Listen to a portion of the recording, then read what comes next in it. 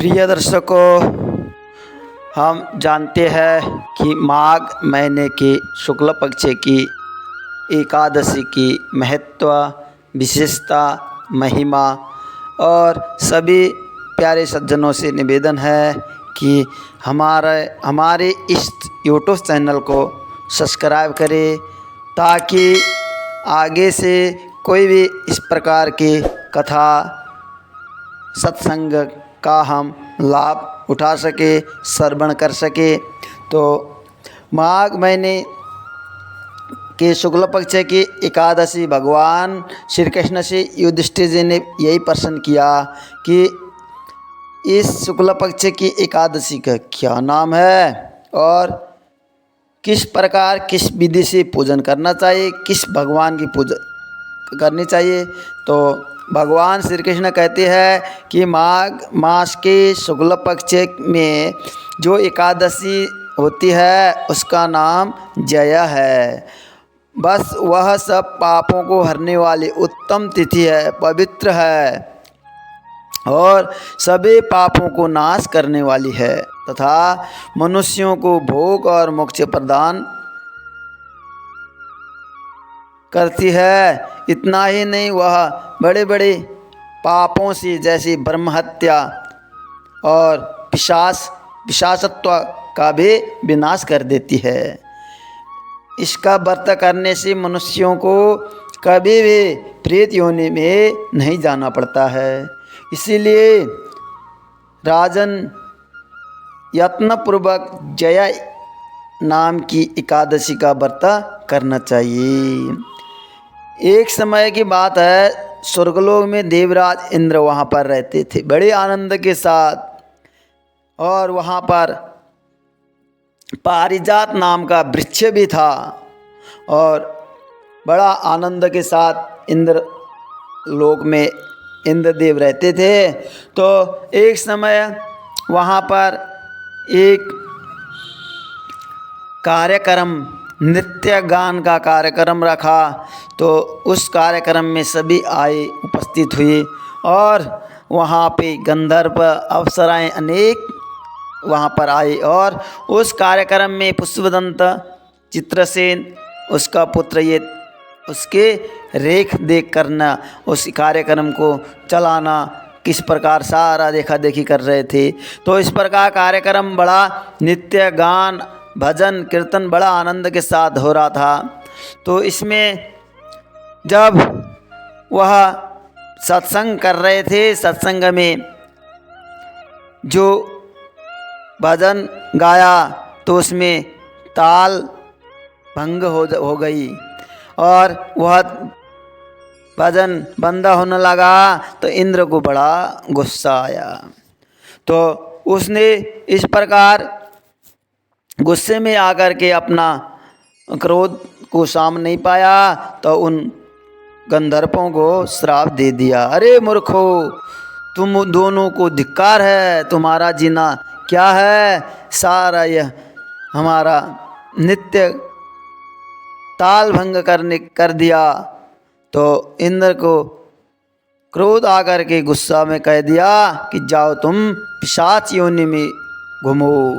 तो इसी प्रकार वह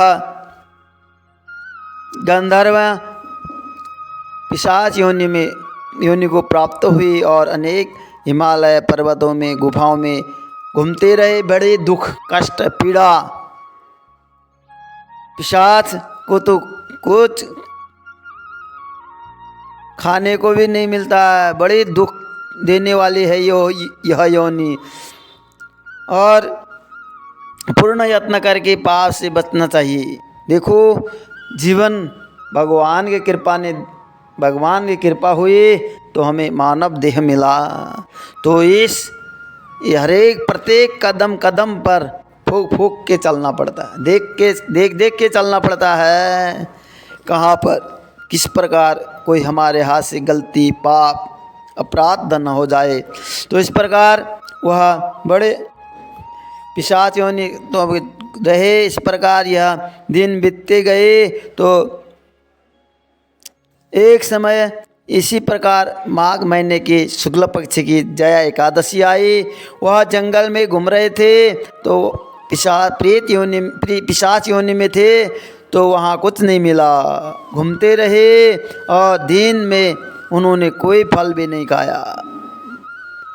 और दिन बीत गया और सर्दी का समय था, सूर्यास्त हो गया, तो रात को ठंडी से नींद भी नहीं आई। और भगवान की कृपा से जया एकादशी का व्रत हो गया और इस प्रकार वह पिशाच योनि से उनको मुक्ति मिल गई, छुटकारा मिल गया।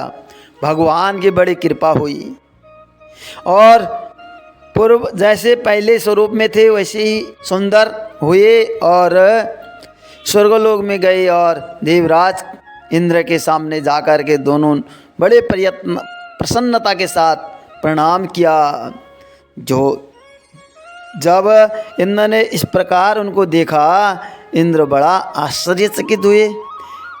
भाई हमने इनको श्राप दिया था पिशाच होने का, तो आप तब इंद्र ने पूछा कि आप पिशाचत्व दूर किस प्रकार हुआ, कैसे हुआ। तो इस प्रकार जब इंद्र ने पूछा तो माल्यवान बोला, ये भगवान वासुदेव की तथा कृपा हुई, क्योंकि हमने जया नाम एकादशी के व्रत हमारे करने से ये पिशाचता को दूर हुई। इंद्र ने कहा, तो अब तुम दोनों मेरे कहने से सुधा पान करो, अमृत पान करो। जो लोग एकादशी के व्रत में तत्पर और भगवान श्री कृष्ण के शरणागत होते हैं वे हमारे भी पूजनीय होते हैं। इसीलिए देखो उसने अनजाने में भी जया एकादशी का व्रत हुआ तो पिशाच योनि कितनी भयावह होती है उससे भी उससे मुक्ति मिली। और इसीलिए प्रत्येक व्यक्ति को, प्रत्येक नर नारी को महीने में 2 एकादशी आती है और प्रत्येक को यह एकादशी का व्रत करना चाहिए और भगवान की भक्ति पूजा करना चाहिए। जो कि हमारे हाथ से कोई पाप हो जाता है उसे समाप्त हो जाए। और इस प्रकार भगवान की पूजा करनी चाहिए। भगवान की बड़ी कृपा दया से ये मनुष्य चोला मानव देह प्राप्त होता है, तो अवश्य ही भगवान की पूजा अर्चन करना चाहिए। और इस प्रकार जो सभी को जय जय श्री राधे, जय जय राधे श्याम, ये कथा अवश्य सुने और लाइक शेयर कमेंट में भगवान का मंगलमय नाम लिखें और इस चैनल को सब्सक्राइब करें, जो कि हम आगे से भी किसी प्रकार के पर्व कथा के बारे में हम जान सके। जय श्री राधे श्याम।